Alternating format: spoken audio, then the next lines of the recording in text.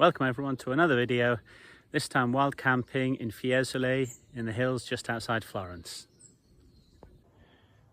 So this is where we are, Monte Cesari, as I say, in Fiesole. It's a beautiful place. You're not actually supposed to wild camp here, but there are a few spots that you can go on just off the beaten track. So we'll see if we can find one of them. So here we are on our way. It's the 26th, 27th of October, can't remember, but the clocks just turned back last night, and when I checked, the sun actually goes down at 12 minutes past 5. What I don't want to be doing is putting the tent up in the dark, so trying to push on so we can find a good spot and set up before the light disappears.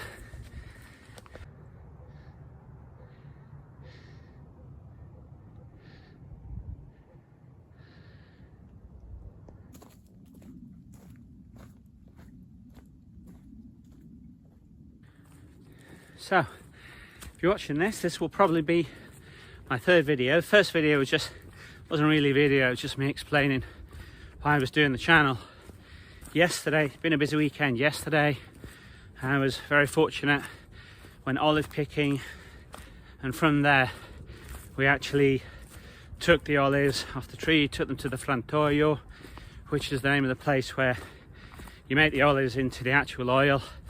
So it was kind of from the branches of the tree into the bottle at the end, the whole process in one day, which was actually really cool. And since it's a lovely weekend, thought I'd make the most of it and come out and do a bit of wild camping. As you can see, I don't know if the camera's picking up the lights in the background, but it's absolutely beautiful. When we get to the camp point, I'll talk you through the gear and stuff that I've got, and we'll take it from there. Yeah, this is just the third one, as I say. The last time I checked the first one, there's only one video being posted so far. I'd set myself a modest target of 10 people watching it. It's the first one I've ever done. And actually I think it was on 23 as of the time I woke up this morning, which I know is laughable by probably most people's standards, but in my small world I considered it a triumph. And I'm hoping that actually the last one I did about the olive oil was more interesting, as will this one hopefully be more interesting. So I'm hoping for a few more views on these ones. Might even reach the lofty heights of 50 views, who knows. So one of the things I like to kind of focus on in these videos is not just the camping and everything, and that's fantastic for me, but probably not so interesting for you. So I'm going to try and focus on some of the things that are peculiar to Italy, Tuscany in particular, since I'm living here. Often when you go through the woods like this, you see signs. There's lots of castagna, chestnuts, obviously at this time of the year. Also things like truffles. You're not actually allowed to pick them. I mean, it's illegal, and you see little signs telling you you're not allowed to. Don't know if that's the same everywhere in Italy. Things tend to be very regional. So what is or isn't allowed in in Tuscany may well be allowed somewhere else. But I have to say, even if you don't pick them, just seeing all of these things growing in nature, it's a wonderful thing. Okay, so I think we found our spot. So you can see all around, very quiet, haven't seen anyone else around. This is the track which then goes up there to the left, and what I'm thinking, because it is nice to see a sunset and also a sunrise, if I come around this way, you can see I've kind of got the edge of the mountain over here, and just a little bit off the track. But if you come around here, you've got a spot here. Now, not quite sure what the hole's all about.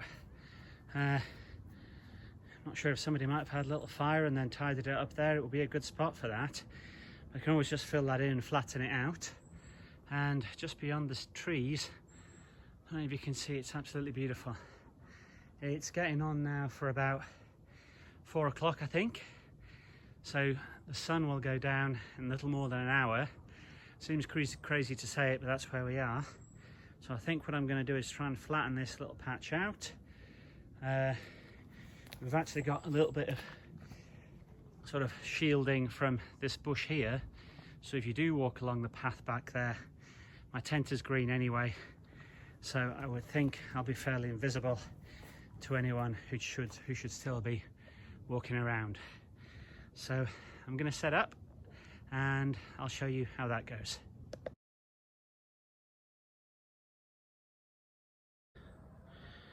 So as you can see, we're set up. I'll just show you around my home for the night. Not the best of setups, I'm not going to lie to you, but it was a bit difficult with the uneven ground.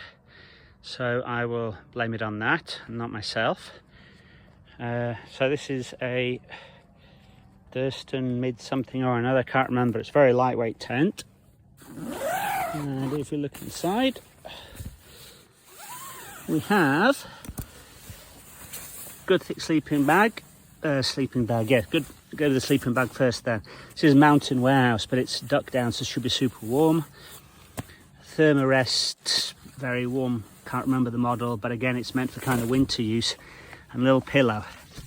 So minimalistic, but hopefully will do the job. And to be honest, that's way overkill for the temperatures that we should have this evening. But no one likes to be sitting lying warm. No one likes to be lying down cold in a tent at night. So just to show you where I am from the path, if you look around, you can see it. I mean, it's not invisible by any means, but honestly speaking, I think you'd have to be looking for it. And at the end of the day, I'm not going to be making much noise. I don't think things are going to be getting too wild with me here all by myself. So there we go. Not a bad bedroom, huh? Just while we're here as well, a little look around the area. The only real wildlife you get, we did get some wolves around here last year, but at the moment nothing's been reported this year. Wild boar though are prevalent all over the place. Up here in the hills in Fiesole, they're always around. Looking around here, usually you can tell if wild boar have been around because you can kind of see the snout marks in the ground. There's some holes there, but it's not they're not wild boar. It's been raining really heavily this last week, so certainly haven't been any in the last week. There might have been before. I have actually camped in this general area before and did see some wild boar, but not expecting any tonight, and it's not really the season anyway. They tend to come out more, especially with the little ones, in the springtime. That's when they have the babies, and that's when, if there were going to be any problems, it would be around about then. So not really expecting to see any tonight. So as the sun goes down, I thought I'd show you what I'm going to have for dinner.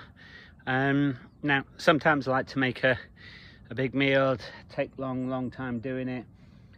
Since it's going to be so dark so soon, I'm just going for a quick and easy one today. So here are my ingredients. We have, it is Italian, give me that. Short bought, you could probably get the same thing in any supermarket in the UK, but hey. So we've got pesto sauce, we've got Parmesan cheese, Parmigiano Reggiano, some pasta, and this pasta here is a little bit special. That's why I brought this along. Shouldn't really mix it up, but hey, it was what I had in the cupboard. These are called orecchiette, which means little ears, and I was down in Bari a good couple of months ago, which is right in the south of Italy, and there's an old lady there. She's apparently very well known, and you buy a bag of, I can't remember how much it was, but a good quantity of orecchiette. I think it's 3 kilos, and you pay €5 for them. So she makes them all by hand. These were done with her own fair hands, and anyone who comes along, it's a beautiful little place, little back streets, just what you would imagine a little Italian kind of village to be.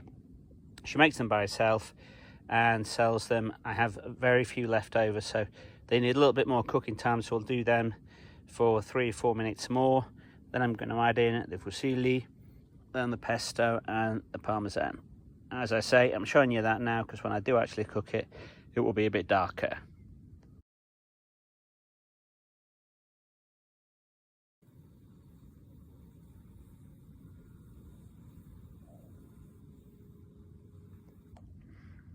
So I don't know how well you can see this, but it tastes fantastic and doesn't look much from where I'm sitting. So, I mean, on film it doesn't look like much, so I'm going to cut it here, but it's very tasty. Look at these little guys having a little party late at night. And I realise you probably can't see all that much of this, but here's a little video of the setup late at night with Florence over there beyond those trees. Well, we are well into the night now, moving into the night at least. It's about 11 o'clock, something like that. Feels like it's probably the early hours of the morning. Feels much later simply because of the hours difference. So I'm having a hot chocolate before I go to bed to round off the day, and I've also got a dash of whiskey in there just to help me sleep tonight. Sweet dreams, everyone, and see you in the morning. Good morning, everyone. So it was a pretty good sleep. Too warm if anything, had to open up the sleeping bag, but a little bit of sliding down, but can't really complain. And all in all, that's a pretty decent sleep. It's just gone 6 in the morning, so the sun is about to rise. Don't know if you can see the colours over there. So I am about to make myself a coffee and enjoy the sunrise.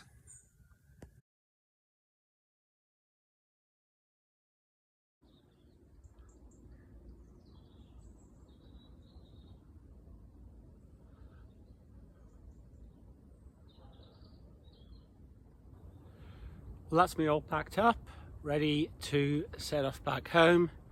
It's a beautiful day, so it'll be a nice walk back. I thank you so much for watching the video, and hope to see you on the next one. Bye bye.